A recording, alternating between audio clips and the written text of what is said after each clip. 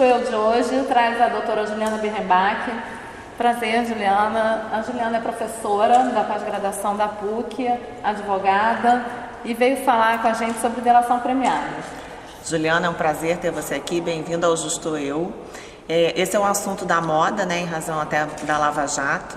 Queria que você começasse explicando para as pessoas o que é a delação premiada e se tem alguma diferença entre delação premiada e colaboração. Bom, em primeiro lugar, queria agradecer o convite, Tula e Mirella, por terem feito o convite.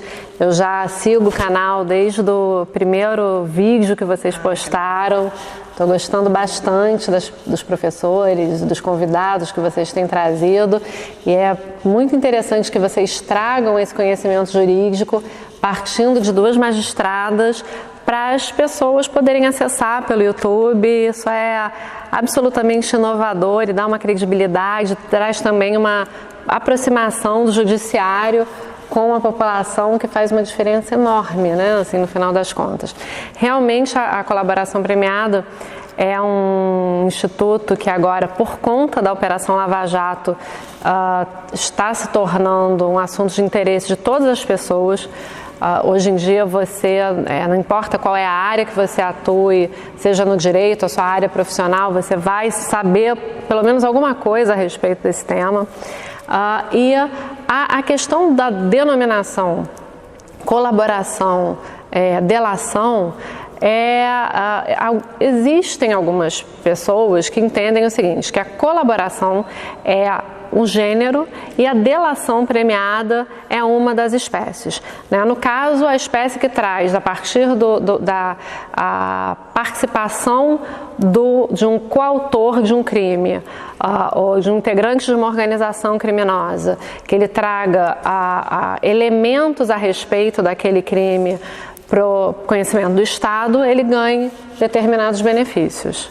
Tá, porque a ideia de delação premiada, ela passa por uma visão assim, de que a pessoa traiu o grupo. O nome delator, se eu falar o réu delator ou réu colaborador, então não importa. Sim, eu entendo que você pode usar uma ou outra denominação, especialmente nesse contexto do colaborador da Lava Jato, como a Mirella disse, né, que é a maior área de interesse atualmente. Você pode usar um ou outro nome. A questão é que a lei 12.850, que é a lei de organização criminosa, ela fala em colaboração e não em delação por conta do caráter pejorativo até que a denominação delator traz em si. Imagina, você pensa, quando você fala em delator, você está falando de uma pessoa que é dedo duro, uma pessoa que trai, será que é só esse o aspecto que deve ser trazido de toda essa questão que envolve a colaboração premiada?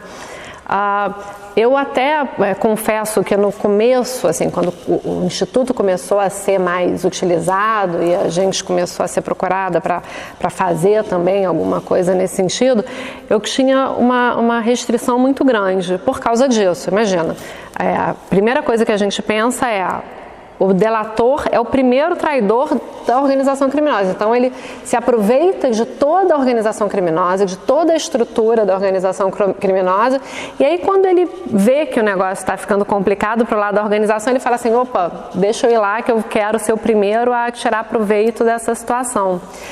E, na verdade, o que a gente... Desculpa, e ele tem que ser rápido, né? Na medida em que, se ele for o último ele já não tem benefício.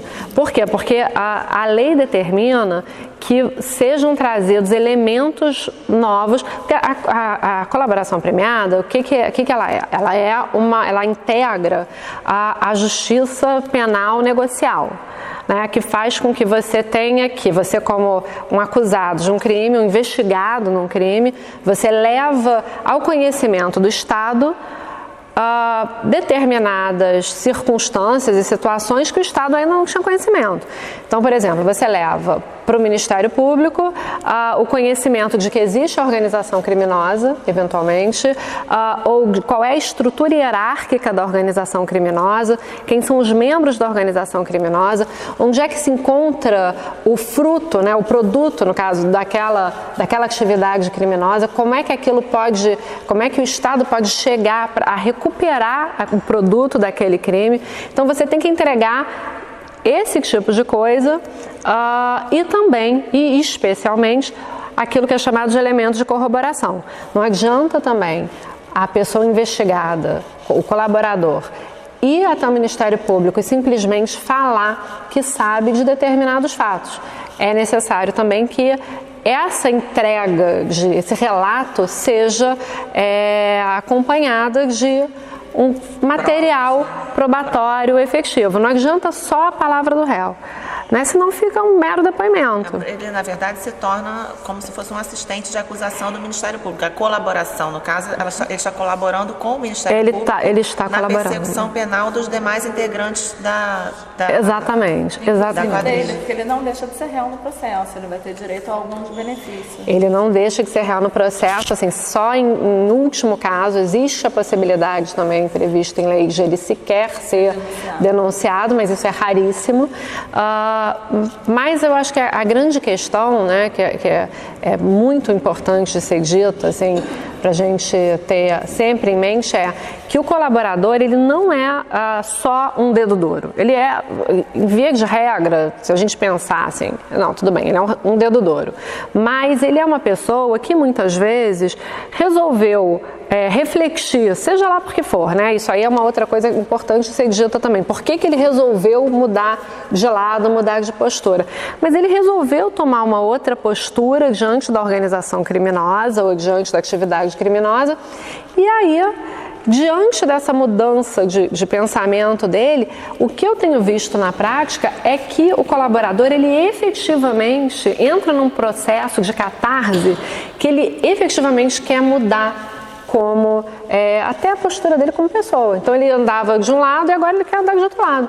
Ele quer... Até, desculpa te interromper, é interessante você falar isso porque a pena privativa de liberdade ela tem a função de ressocializar. Sim. Então se ele a partir em determinado momento ele resolve colaborar com o Ministério Público para cessar a prática desse crime e entregar aos demais criminosos, ele está demonstrando que ele está ressocializado de uma certa forma. Então a pena que ele deveria cumprir, ele já não tem que cumprir na integralidade. Exatamente, porque uma das funções da pena estaria sendo cumprida. Até porque a própria reparação do dano e tentativa de recomposição de todo aquele dano é um dos requisitos também para esse delator ter algum benefício.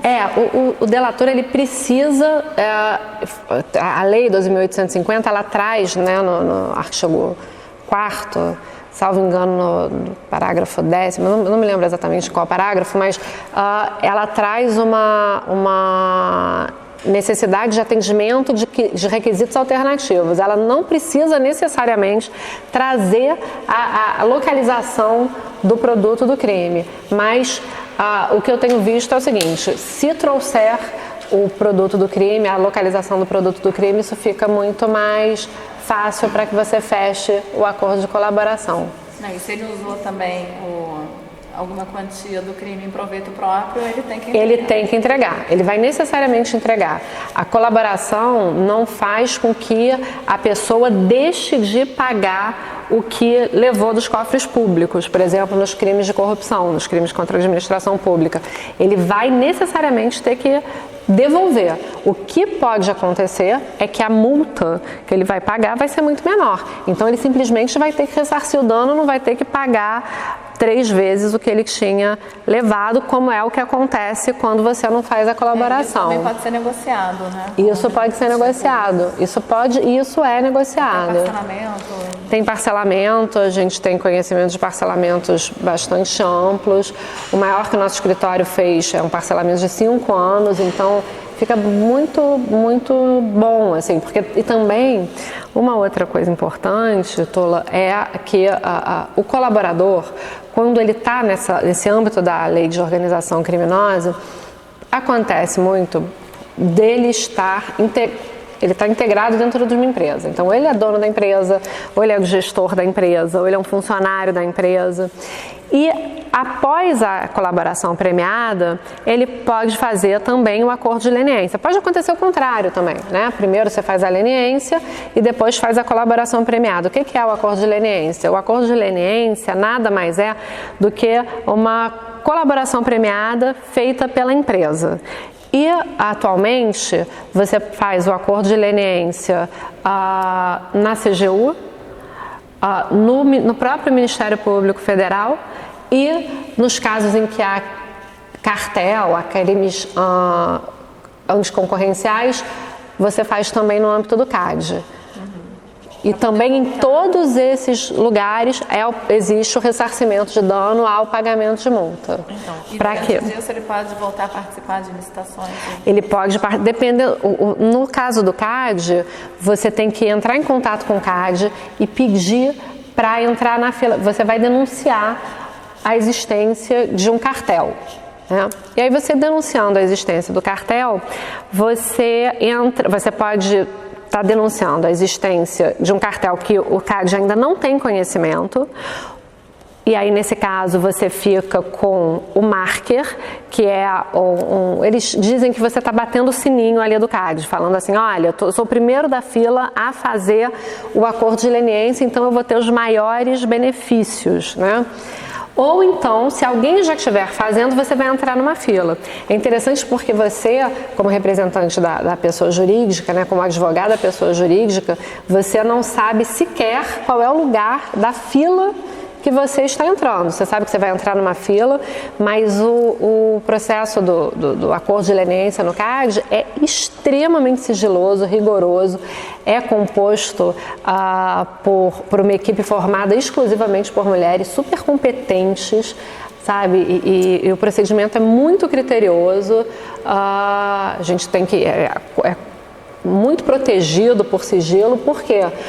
Porque você acaba envolvendo, quando você fala de cartel mais do que qualquer outra coisa, você acaba envolvendo múltiplas empresas e, consequentemente, diversas pessoas. Então, qualquer tipo de quebra de sigilo pode levar ao desmantelamento da investigação. E isso também no procedimento criminal, né? Tem esse sigilo e esse acordo com o Ministério Público. Como é que é? Porque você não sabe como é que isso vai ser recebido pelo juiz, se o juiz vai homologar, não vai homologar e o que vai ocorrer ali no curso da delação. Então, olha só, Tola, quando você é procurado por um cliente para fazer uma colaboração, atualmente a gente acaba sendo procurada também, já o cliente já quer direto fazer a colaboração. Nem sempre a colaboração premiada é o melhor negócio. A verdade é a seguinte, é que a colaboração premiada, em geral, não é a melhor coisa para o cliente. A colaboração premiada, ela é um bom instituto, a meu ver, é um bom instituto, mas que deveria ser utilizado assim na sua máxima excepcionalidade, né? E quando o cliente fala com você que quer fazer a colaboração ou que você encontra o caso do cliente, percebe que o melhor caminho para o cliente é a colaboração, seja lá por que for, mas normalmente porque você percebe que há uma robustez de prova contra ele e que no final das contas ele vai acabar tendo uma pena bastante alta e você precisa primeiro explicar para o cliente o seguinte, que ele não pode servir a dois senhores ao mesmo tempo. Ou você vai para a defesa tradicional ou você vai para a defesa negocial. Você tem que escolher. Você tem que ir integralmente para o lado que você escolher. Então, se você resolve efetivamente fazer uma colaboração premiada, isso precisa ficar muito claro para a pessoa que vai ser o colaborador. Ele precisa estar imbuído desse espírito de colaborar efetivamente. Por quê? A primeira coisa que você faz quando você vai ao Ministério Público e pergunta, olha, o meu cliente tem coisas a dizer, ele realmente praticou o crime, o cliente ele confessa. A primeira coisa que ele faz é confessar. O colaborador ele precisa confessar. A confissão é o ponto inicial da colaboração. Ou seja, desde o início ele está abrindo mão do direito dele de falar no final do processo criminal. Desde o início. Justamente para acusação. Desde o início. Ele vai falar. Então, silêncio, né? Que é constitucional, que ele está abrindo. Exatamente. É isso que faz com que se questione a constitucionalidade desse instituto, entre outras coisas. Mas você se vê obrigado a confessar, a abrir mão do seu direito ao silêncio, que é um direito sagrado de defesa, praticamente, né? Você tem que poder guardar o seu silêncio se você quiser, se você entender melhor. Mas a gente também não pode deixar de notar hoje, assim, a gente está em 2018, né? Já tem pelo menos 4 anos que isso está sendo utilizado de forma bastante massiva. Então a gente precisa entender, a advocacia precisa entender que a colaboração premiada já é uma realidade. Ainda que haja, e a gente tem que saber que a gente tem que ter limites no exercício da advocacia com a colaboração premiada. Porque vocês imaginam só, se eu estou num processo delacional, eu como advogada de defesa, e eu recebo uma quantidade de informação imensa que vai dizer o seguinte: olha, tem 40 empresas envolvidas num cartel e dentro dessas empresas há 200 possíveis implicados nessa conduta. Se eu não for absolutamente ética, posso prospectar cliente a partir daí. Só que se eu fizer isso, eu estou jogando fora a colaboração premiada do meu cliente e, consequentemente, a minha carreira, não é verdade? Por quê? Porque eu estou quebrando um dever de lealdade mútua, né, que a gente acaba estabelecendo para fazer a colaboração. E no final das contas, isso vai atrapalhar o meu cliente. Por quê? Porque as outras provas que poderiam ser colhidas vão ser destruídas e isso não vai interessar ninguém. Assim, pela sua fala, a próxima pergunta eu ia até falar sobre isso. Percebe-se que você é extremamente competente, ética e preparada. E como é que isso é recebido pelos seus colegas da advocacia? Porque você deve estar mexendo com cartel, né? Então, isso é um assunto muito sério. Como é que são as críticas? Como é que isso está sendo visto? Olha, Tola, existe uma parte assim, da advocacia que eu respeito profundamente, que é visceralmente contra a colaboração premiada. Eu tenho um respeito assim, imenso por algumas das pessoas que são muito contra a colaboração premiada. E entendo absolutamente cada um dos argumentos que essas pessoas utilizam. Por quê? Porque quando você é advogado de defesa, é muito difícil para a gente assumir esse papel de estar ao lado da acusação. É muito difícil. O advogado que fala assim, é muito tranquilo, não é. Quando a operação é deflagrada, você fica angustiado, porque não é o nosso papel. O nosso papel é um papel de defesa, e o advogado de defesa, o advogado criminal, é um advogado vocacionado para a defesa. A gente fica muito feliz com a soltura, a gente fica muito feliz com a absolvição, a gente fica muito feliz com a justiça sendo feita, né? Mas a gente não pode deixar de entender que a colaboração premiada é um meio de defesa para o nosso cliente também. Então, se o cliente chega até nós, a gente teve um caso recentemente em que o cliente se sentia extorquido por um esquema de organização criminosa. Ele tinha que pagar um percentual altíssimo, ele era extorquido era o sentimento dele. Uma organização com tanto zelo. Exatamente. E aí ele na verdade viu na organização criminosa a possibilidade de poder mudar a vida dele toda e acreditar efetivamente numa mudança. O fato é que, incontestavelmente, o réu ou o investigado, ele está numa posição de extrema vulnerabilidade perante o Estado. Então a gente imagina, é uma pessoa ou um grupo de pessoas que tem todo o aparato estatal contra aquela pessoa e aí ainda vem uma defesa de uma outra pessoa atacar essa entendeu? Então fica muito prejudicado. Então eu entendo absolutamente. Como eu entendo que haja essas críticas e que as pessoas acabem torcendo, alguns colegas, infelizmente, torçam o nariz. Mas eu acredito que isso aconteça muito pelo seguinte: a gente ainda precisa que a colaboração premiada tenha um regramento mais efetivo, né? Como eu falei, eu tenho que ter a certeza de que, até por uma questão até concorrencial na própria advocacia, que o advogado que tem acesso aquele monte de gente que vai ser denunciada eventualmente, ou pelo menos investigada no futuro, não vai sair prospectando o cliente a partir disso. E assim, é relativamente nova essa questão, é como se fosse uma quebra de paradigmas do próprio sistema de processo penal, né? Apesar da lei dos crimes hediondos tem aquela previsão só em 2013 que veio essa o Instituto da Colaboração Premiada não é novo, não começa com a Lava Jato, como muita gente pensa. Já tem, como você bem disse, já desde a lei de crimes hediondos lá nos anos 90, já vem o Instituto começando a aparecer muito timidamente, muito modestamente, mas com a Lava Jato é que isso explodiu. Né? Isso acabou seguindo alguns exemplos até do que acontece no exterior com as organizações, com a lei de organizações criminosas e, por exemplo, com o que acontece na Itália, o que aconteceu na Itália, nos Estados Unidos. Isso foi sendo trazido para o Brasil de uma forma muito atabalhoada.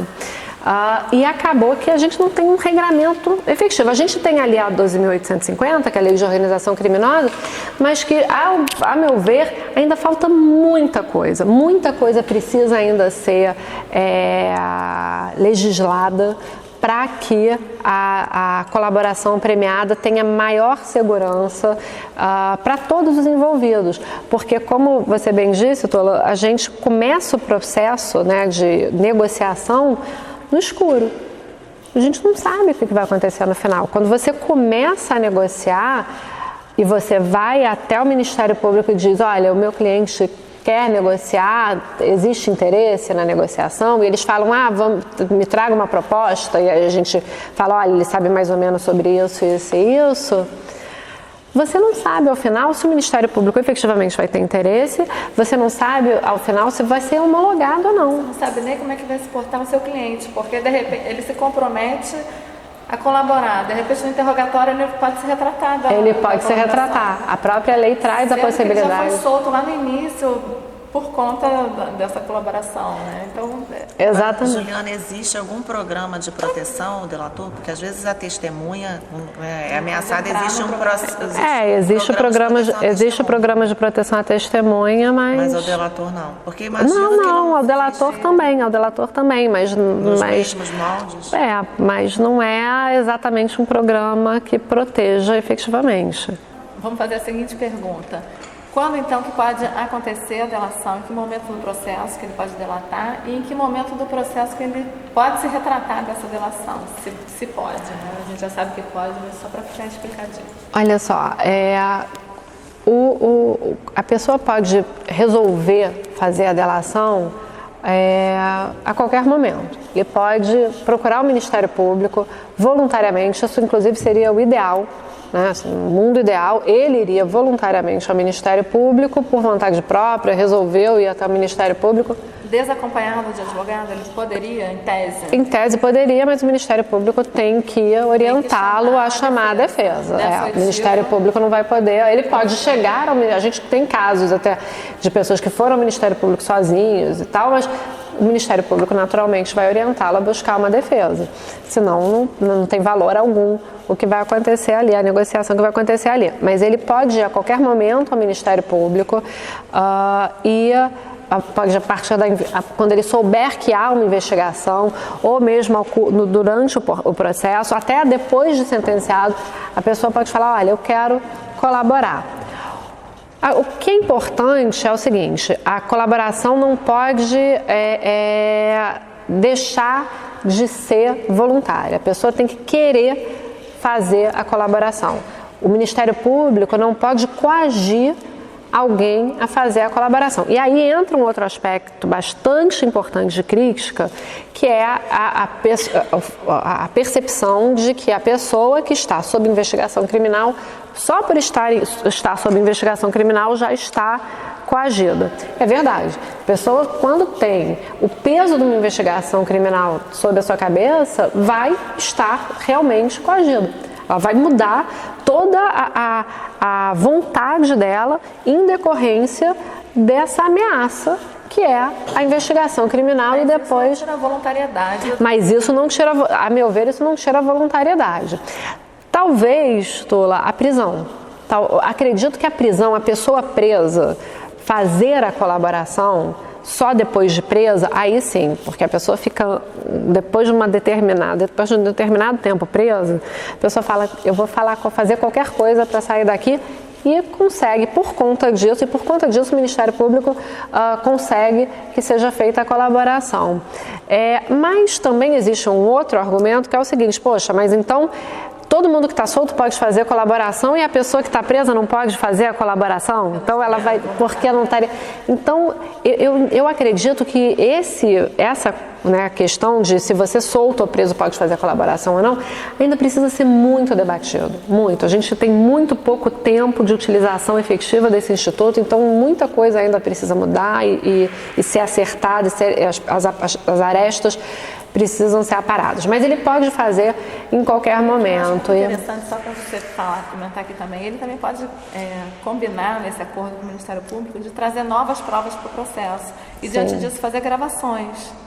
Sim, fazer ações controladas, sim, isso tudo. Ele pode fazer isso, ele pode...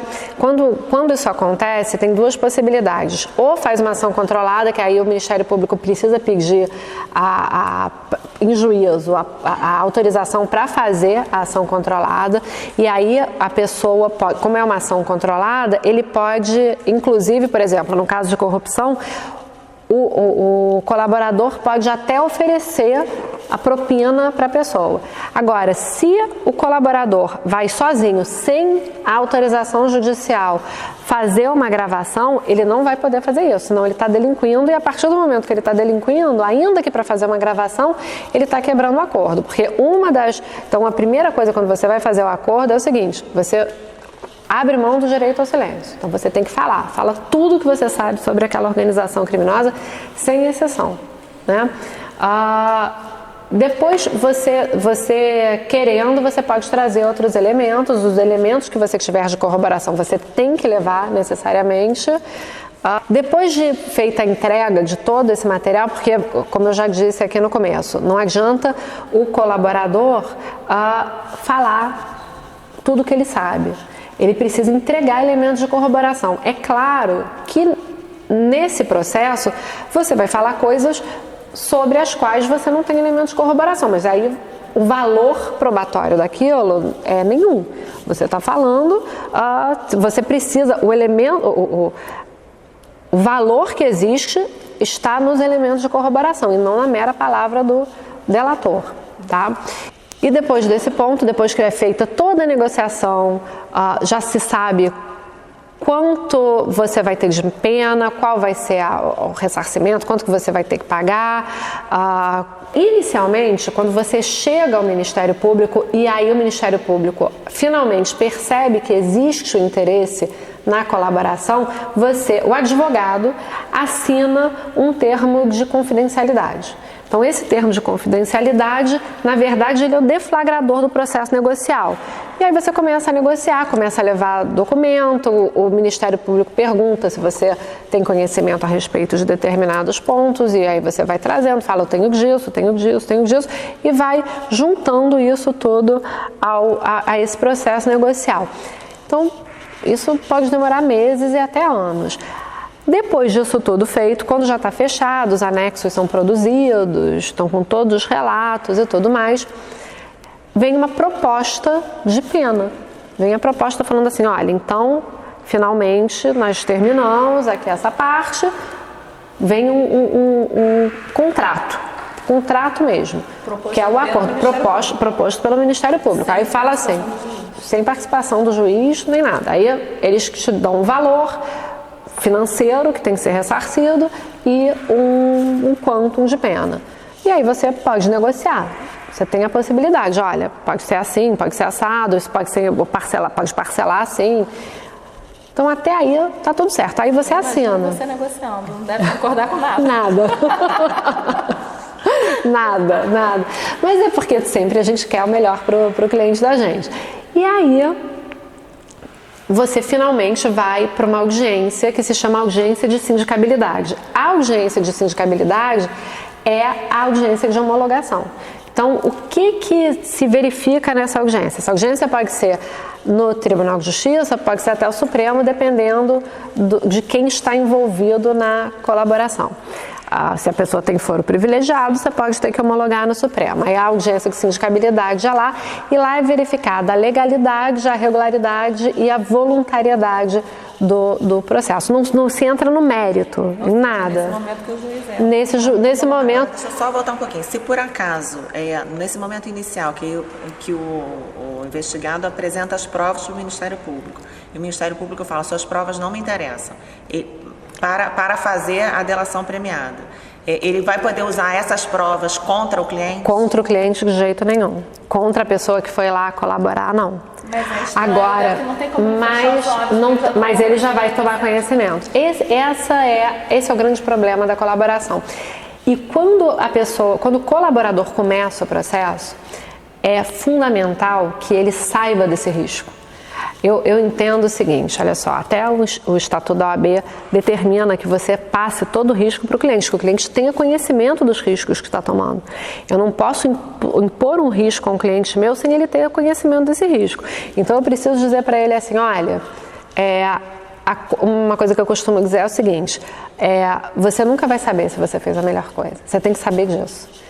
Porque pode chegar ao final e você falar assim, poxa, será? Porque isso é recorrente. Fala, será que eu fiz certo, não fiz? Então é uma dúvida que a pessoa fica durante o período, né, até o final do julgamento e de todo o processo resolvido. A pessoa fica na dúvida, porque é um processo doloroso, efetivamente. Porque a gente pensa na traição, mas a gente não pensa que a pessoa pega toda aquela vida que ela tinha, que era uma vida criminosa. Na medida que você entra com o esquema, para você sair... E tem uma outra coisa. Se você sair e ainda ficar perdido, porque ele perde o esquema dele... geralmente era uma boa vida financeira. Né? A grande questão, sabe qual é? É que no crime econômico, na criminalidade econômica, quando a gente está falando de empresários, né, que estão praticando crimes por meio de empresas e tudo mais, eles não se enxergam como criminosos. Então isso é o primeiro problema que acontece, é a pessoa se enxergar como criminoso. Por quê? Porque a pessoa acorda todo dia de manhã, toma banho, café da manhã, coloca um terno e vai trabalhar. Trabalha até as 6 da tarde, despacha, faz tudo. Só que era assim que se fazia negócio no Brasil. As pessoas faziam um negócio assim, achavam isso absolutamente normal. Então a pessoa sequer se percebe como criminosa. Aí você fala, olha só... Pela minha leitura, você integra uma organização criminosa. Aí já é o primeiro choque da pessoa. Não integro. Não, porque essa era a forma, esse era o esquema, esse era o jeito de fazer. Não, então esse esquema se chama organização criminosa. Então isso já é um baque para a pessoa. Então aí depois a pessoa tem que se refazer inteira.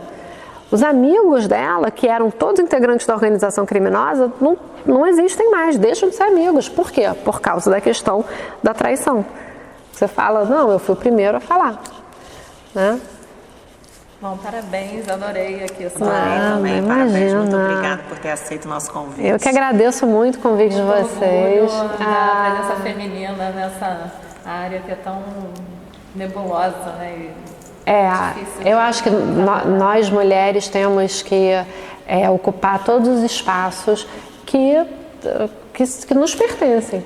Né? E a advocacia criminal, a magistratura criminal, a magistratura de um modo geral, as carreiras jurídicas todas, as engenharias, a medicina, enfim, todas as áreas são propícias à presença feminina. Então, assim, é um orgulho participar de um canal feito, repito o que eu falei no início, feito por 2 magistradas tão competentes, tão reconhecidas aqui no Tribunal de Justiça.